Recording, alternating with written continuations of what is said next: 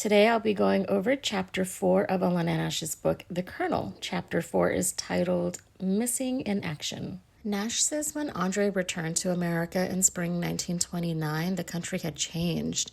Chautauquas were fading out, and the stock market crash later that year would push America into the Great Depression. Even though the mood in America was bleak, it didn't affect him much because he was already used to living on the edge and scraping by. Andre quickly left Mobile, Alabama, where he had entered the country illegally and went looking for carnival work. When he made money, he sometimes sent some home to his mother, but never included a return address because he was constantly moving. He worked with several traveling carnivals over the years, including some small shows and the more respected Royal American shows. But at first, with limited English and little American carnival experience, he was willing to take almost any job. Gabe Tucker, who was a musician and talent manager who associated with Parker on and off for 25 years since 1939, said, "When he got off that boat, he got on the first carnival he come to, up in West Virginia." Nash writes, quote, "Carnivals were the perfect blind. In an atmosphere that attracted people on the run, nobody cared if you had a passport or not. Better yet, the hustlers and the cons of the carnival protected one of their own if somebody came asking questions."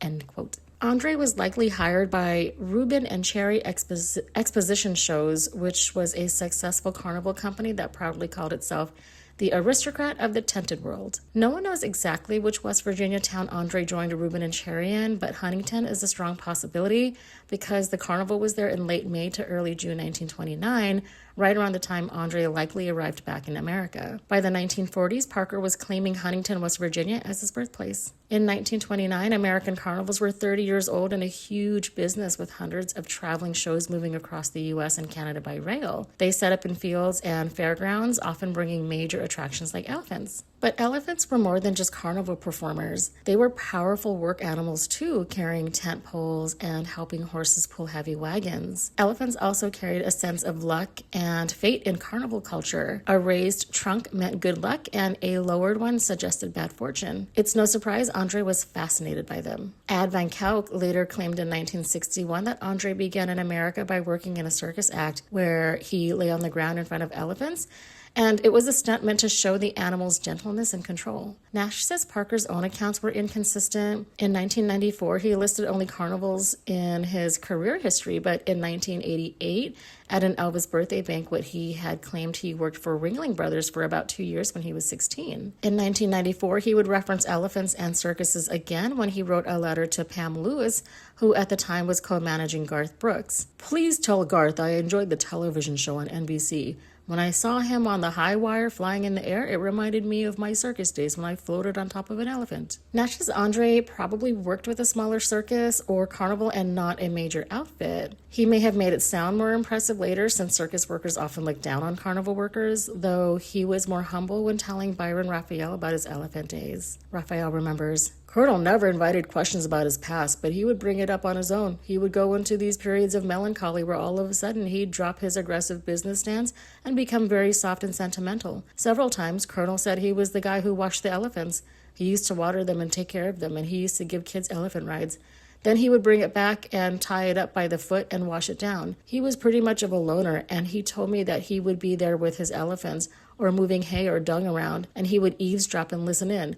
What the carnies call staying on the eerie. That's the way he learned a lot, just by listening to people." Nash says even while Andre was working around elephants, he was already starting to develop the business instincts he would later be known for. 1950s bluegrass star Mac Wiseman remembers, "The story I heard was that the colonel was smart enough to get the carnival owner to give him the elephant manure that they normally hauled away. He processed it and sold it as fertilizer, or took what everybody else considered trash and turned it into money. That sums up the colonel to me." Andre's work with elephants may have reminded him of his father's stables, but he felt a special connection to them. As Tom Parker, that bond with elephants seemed to stay with him in a deep way, and he could be moved to tears over a doomed elephant, but not show the same feeling over a human life. His daughter-in-law, Sandra Polk Ross, says, "Colonel was very loyal to his friends, and he didn't forget. His memory was as long as an elephant's." Nash says Parker's critics saw darker comparisons between him and elephants.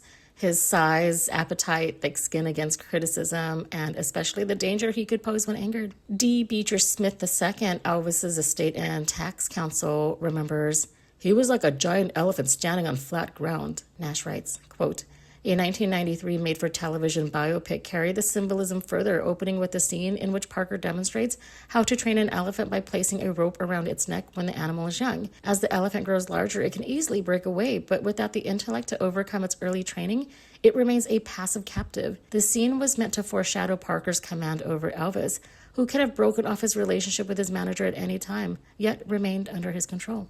End quote. Nash says whether Parker accepted the elephant comparisons or not, he clearly embraced the image. During his years with Elvis, he filled his studio offices with elephant-themed items, including canes and even stools made from real elephant legs. Ew. Entourage member Alan Fortas said, "The place looked like a carnival midway." Nash says that early in his final move to America, Andre found the elephant as a symbol that really stuck with him, but he still hadn't fully transformed himself into the Tom Parker persona yet. For that, he needed a place to disappear for a while, somewhere he could improve his English and think through his next move, earn a little money, and get free room and meals. On June 20th, 1929, Andre, the boy who despised military life and being ordered around, joined the army at Fort McPherson. At least, that's what he said he did. Nash writes, quote, "On May 18, 1982, in legal papers filed in answer to a lawsuit brought against him by RCA Records, Parker contended, 'After I left the Netherlands and emigrated to the United States, I enlisted in the United States Army in or about 1929. In which I served until I was discharged in 1933 or 1944. In connection with my enlistment, I was required to and did willingly swear allegiance to the government of the United States of America. I did not seek or obtain the permission of the Dutch government to serve in the United States Army either prior to or after my service. As I am now informed, my failure to seek and receive such permission affected an automatic forfeiture of my Dutch citizenship. I am not a citizen of the United States, having never become a naturalized citizen of this country or of any other country." End quote. Parker later told Elvis's estate lawyers that he first joined the army while underage, then re-enlisted once he was legally an adult. Nash says there are good reasons to believe Parker really did serve in the U.S. Army. He had sent photos home of himself in what looked like an army uniform, though she notes he could have staged the images if he wanted to fake it. But the idea that Parker faked his army service seems too simple because there was stronger evidence. From 1930 to 1932, his mother received monthly allotment checks sent directly to her bank from a U.S. military finance office in either Washington, D.C. or New York. After Maria's husband died, she struggled to handle certain things on her own, so Angelina went to the bank to collect the money for her. The 17 receipts that Angelina saved showed Andre had part of his army pay deducted each month to send Maria $5 a month, then later $7, which was a meaningful amount at the time. Another clue that Andre really served in the U.S. Army was his correspondence with his old friend Cees Fritters. Cees, who was serving in the Dutch Army in Java, Indonesia, had an army mailing address for Andre, whom he still called Dries. Fritters would say in the 1980s, "I had 10 or 12 pictures he sent me in those days. Dries was in the U.S. Army. He was in Hawaii." Nash says that the photos also support the armor story. In one, Andre is wearing army boots and a ranger-style hat and standing in what looks like a rocky area, possibly near the Koolau Mountains. Another one showed him by an American Army tent, while other photos placed him in a tropical setting wearing uniforms similar to Army personnel that were stationed in Hawaii at the time. Nash writes, quote, "Perhaps the most clinching of the photographs is one in which Andre stands next to a large number 6 with the rest of the photo cut off, and another in which he appears smiling, sitting in front of a wooden structure with his hand on a fire bucket. The bucket is the clue, for there, painted on the side, is the code A-64, which would indicate that Dries was part of Battery A of the 64th Coast Artillery Brigade Regiment, an anti-aircraft unit stationed at Fort Shafter near Honolulu." End quote. This evidence seemed to confirm Andre's army service, except for one big issue. His real name, Andreas Cornelis van Kalk, and many spelling variations of it could not be found in U.S. Army records. One Army record did show a Captain Thomas Parker in Hawaii in 1930, but it wasn't Thomas A. Parker. That man was Thomas R. Parker from Nebraska, a much older officer who later died in an accident at Fort Hood in 1945. Nash writes, quote, "Might the captain have been the man who interviewed the young Dutchman when he first arrived in Hawaii? Dirk Valunga thinks he was. If so, Andre simply appropriated his name and changed the R of his middle name to A for Andrew, the American version of Andre. But Thomas A. Parker and even the more generic Thomas Parker fails to show up in several checks of computerized army files and databases." end quote. Nash says the mystery gets even murkier because Andre told Cease he was in the Mountain Guard and sent a photo that seemed to fit that story. But the U.S. Army Museum of Hawaii said Hawaii never had a mountain guard. It was also strange that Parker never talked about his Army days while managing Elvis. He displayed photos of himself with celebrities and carnival friends, but apparently showed none from his military years. Parker's military story became even more confusing because different people remembered him claiming different things. Freddie Beanstalk is certain Parker said he was in the Navy, while Bitsy Mott said Parker claimed he was in the Merchant Marine. Bitsy said, "He used to tell me some of the stories and the places he would go. You can name almost every country there is, and he hit the port." Nash says Parker's story doesn't quite add up.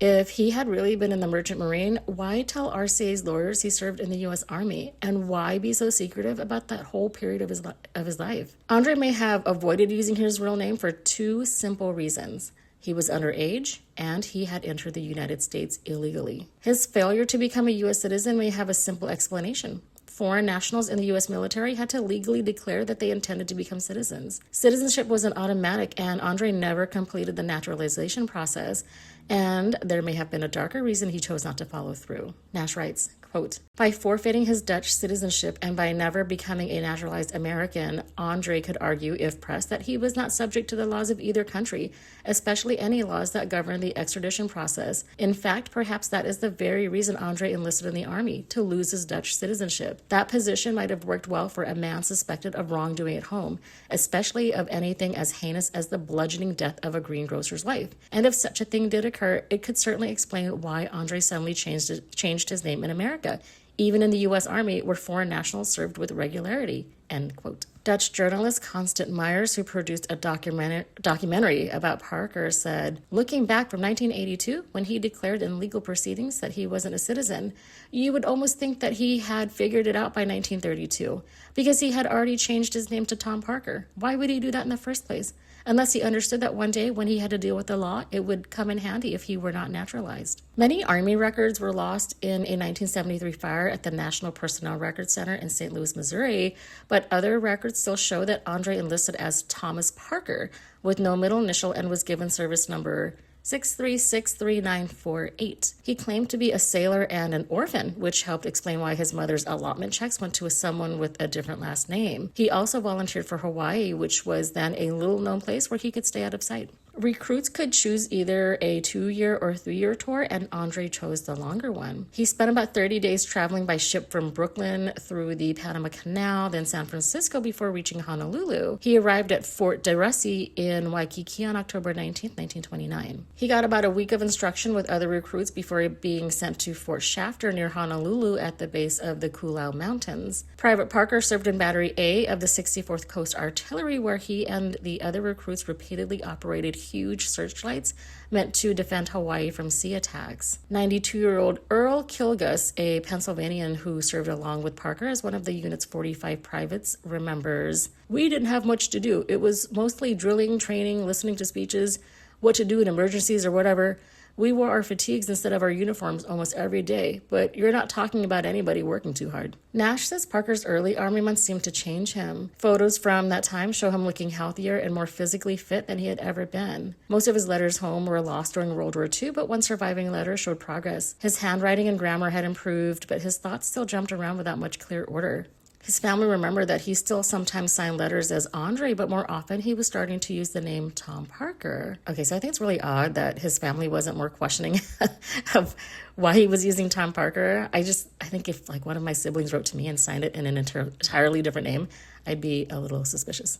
Anyway, when Andre left for Hawaii for the mainland in fall 1931, he seemed more connected to home and told his family about the move. He was transferred to Fort Barrancas near Pensacola, Florida, close to where he had first entered the country at Mobile. He proved his Florida postings by sending a photo of himself there dressed in civilian clothes with a baggy suit and bow tie. His sister Marie also remembered their mother sometimes mailed him clothes, and he would send a short thank you after long stretches of silence. Andre later claimed he hurt his right foot while on duty, and records show he spent $1.50 at the post cobbler. He later told his brother Ad that the foot injury led to an early Army discharge and a small lifetime pension, And it's unclear whether that injury also contributed to the painful gout he suffered later. But a Veterans Affairs official found no record of Andre Van Kalk or Thomas Parker ever collecting a pension in any of the states where he lived: Florida, Tennessee, California, or Nevada. Nash says it's strange that Parker, who later went out of his way for free meals and bargains, would ignore a lifelong military pension. Parker nearly had to reveal his secrets in 1982 when a Nevada federal court ordered him to give a deposition in the RCA records case. Lawyers planned to question him about why he left the Netherlands and how he ended up living in the United States. They wrote, quote, "We should also be entitled to question him about his enlisting and re-enlisting in the United States Armed Forces," end quote. Parker chose to settle the case rather than be questioned under oath. Even though he prided himself on talking his way out of trouble, this was one situation he knew he couldn't escape without exposing the truth. Blanchard E. Toole, the former guardian ad litem for Lisa Marie Presley, who set the lawsuit in motion, said, "We were never successful in finding his Army records." The mysteries around Parker's military life were never fully answered. Whatever the truth was, Parker took those secrets with him to the grave. Nash says a nearly 2-year search under the Freedom of Information Act finally uncovered a small but important piece of Parker's Army records. It's incomplete, but it offered a clue to both his military past and his deeper personality. Parker's main military file was gone, likely destroyed in the 1973 fire or otherwise lost. But in 1982, when he needed proof of his service for the RCA case, his lawyer Jack Majids contacted the National Personnel Records Center. Majids asked the Records Center to help prove his Army service using information from both the lawyer and Parker himself.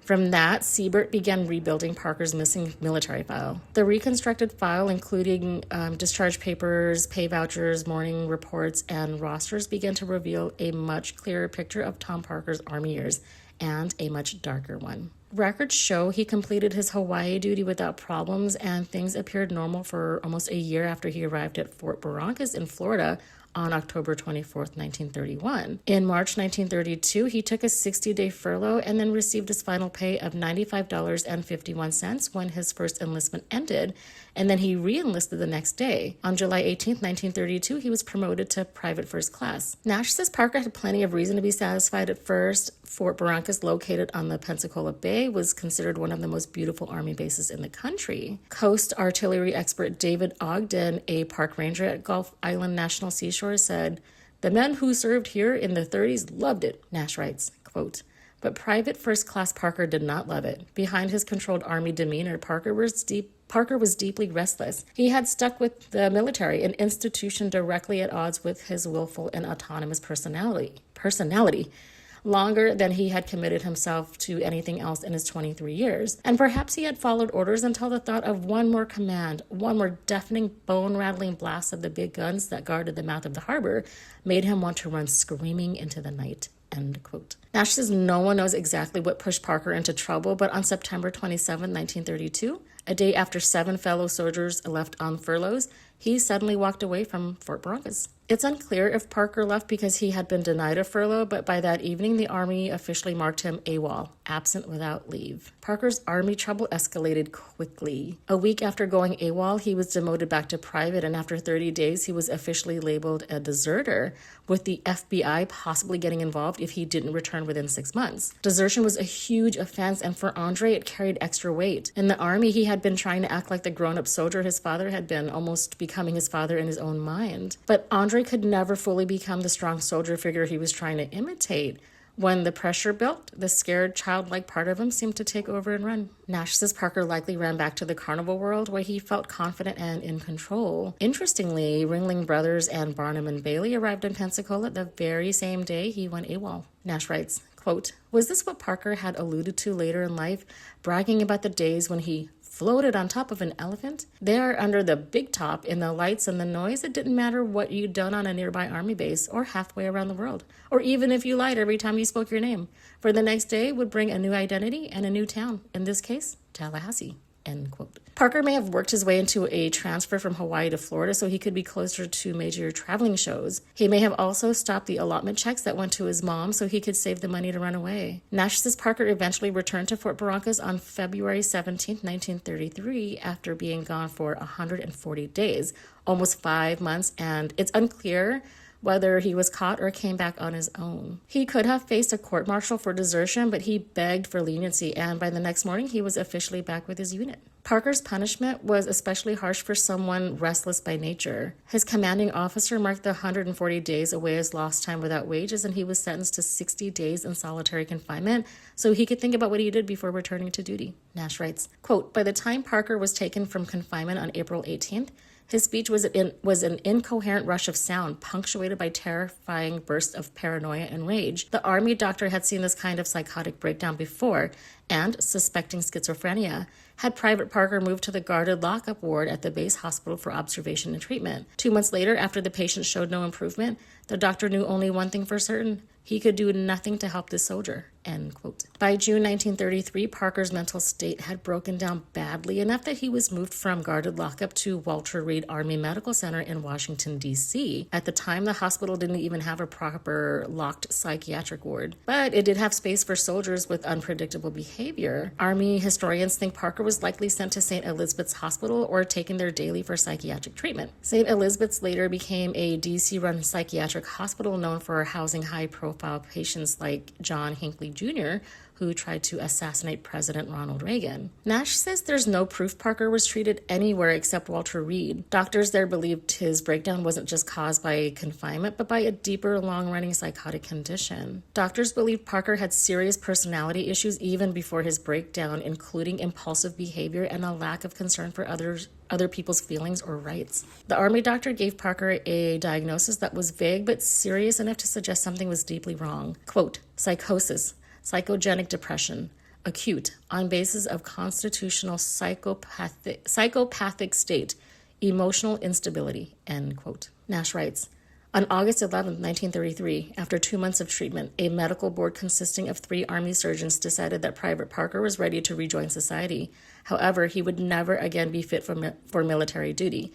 They prepared his certificate of disability, repeating the diagnosis: constitutional psychopathic state, that would forever stigmatize him as a mental patient. 8 days later, Parker was discharged from the Army, and because Walter Reed believed his desertion was caused by illness, he received an honorable discharge. He walked out of Walter Reed as a civilian on August 19, 1933, with $117.57 in final pay. He was 24 years old. Nash says no one knows exactly where Parker went after leaving Walter Reed, but an old photo gives a hint. It shows him as a slim, well-dressed young man in a sharp hat and tie. He's pictured with ponies, and one of them had a spider monkey on its back. There was also a German shepherd, and all of them were in front of a movie poster for the 1935 film Home on the Range. The ponies in the photo may connect to Parker's later claim that he worked with Silver's Ponies.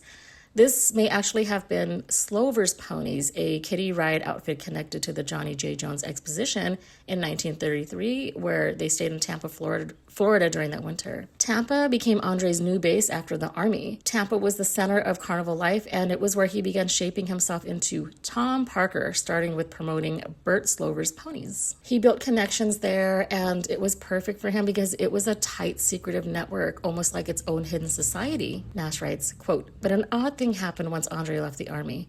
His letters home, which had never arrived with frequency, slowed to a trickle. He said nothing to his mother about his awful ordeal or what had so occupied his time.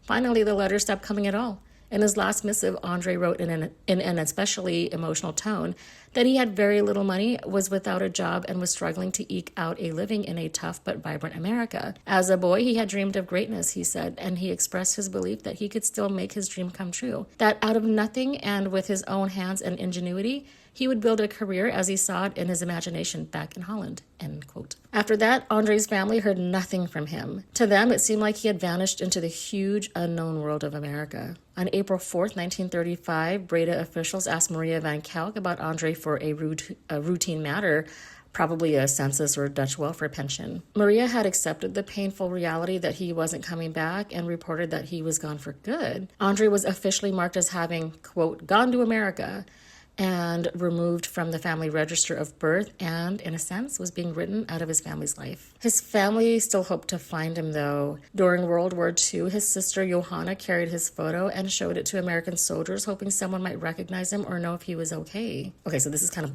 off topic, but this reminds me of something else that I read. On a side note, I am a World War II fanatic, and I try and read as much as I can about it. It's pretty much all I was reading until I got into Elvis. But anyway, I remember reading about an American fighter pilot in the Army Air Corps named Conrad Benslin. His P-38 had been shot down by a Luftwaffe fighter jet and ended up in the Mediterranean Sea. But Benslin was able to parachute down and get into a yellow raft. The Luftwaffe pilot radioed his control tower to relay to the Americans where they could rescue their pilot. But by the time they could try and attempt a rescue, Benslin was gone, nowhere to be found. His family was devastated, and they never stopped looking for him. And I remember reading that his sister, years later, would talk about how she would search for his face in crowds everywhere she went. It was so sad. She didn't want to believe that he was gone because he had just disappeared. And to think that Parker did this to his family on purpose, it's just heartbreaking. Anyway, Nash says after the war, Andre's mother hung on to hope that he might come back. But after 10 more years without a letter, she finally assumed her son was dead. She never stopped loving or praying for him, even after she believed he was dead. She died in 1958 without ever knowing the extraordinary life her son had built in America. Her granddaughter, Mickey Dawn's Mask, remembers, "She was, for me, a very kind, easygoing woman, but she had a sadness pain because of Andre, and it never went away." Nash writes, "Unless Andre had indeed died, the family couldn't conceive of such cruelty, especially since Andre and his mother had once been so close. But for reasons of shame or confusion or the continuing effects of his illness, perhaps, Andre Van Kalk had no grieving mother in Holland. For that matter, Andre Van Kalk did not exist at all. Tom Parker, an orphan from Huntington, West Virginia, had taken his place. And Tom Parker, lost and alone, grew almost frantic to find his place in America." That's it for Chapter 4. Stay tuned for Chapter 5, which is titled Turning the Duke. See you then.